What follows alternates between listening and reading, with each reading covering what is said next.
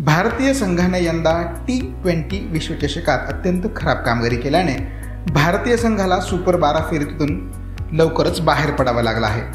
England, Australia, Pakistan, New Zealand यांनी उपांत्य फेरीत थाटात धडक मारली आहे. स्पर्धेत अतिशय बलाढ्य समजल्या जाणाऱ्या भारतीय संघानं यावेळी कोणत्या चुका केल्या ज्यामुळे भारतीय संघाला बाहेर पडावं लागलं? चला तर या सर्व चुका या व्हिडिओच्या माध्यमातून पाहूयात. त्यासाठी हा व्हिडिओ शेवटपर्यंत पहा. सगळ्यात पहिलं कारण होतं ते म्हणजे संघ निवड. भारतीय संघानं पहिल्या 2 सामन्यात केलेली संघ निवड संघाच्या चांगलीच अंगलट आली. भारतीय फिरकीपटू पहिल्या 2 सामन्यात अतिशय निष्प्रभ ठरले.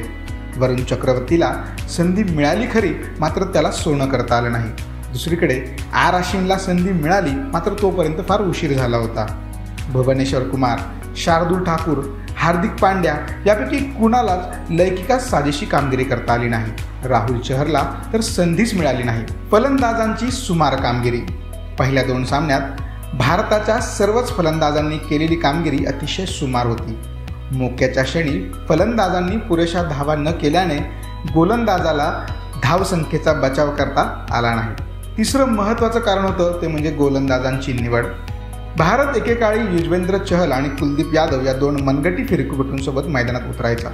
मात्र या संपूर्ण स्पर्धेमध्ये भारतीय संघाने एकाही मनगटी फिरकीपटूला संधी दिली नाही. यामुळे पहिल्या 2 सामन्यांच्या मधल्या षटकामध्ये भारतीय संघाला विकेट पटकविण्यात अपयश आलं.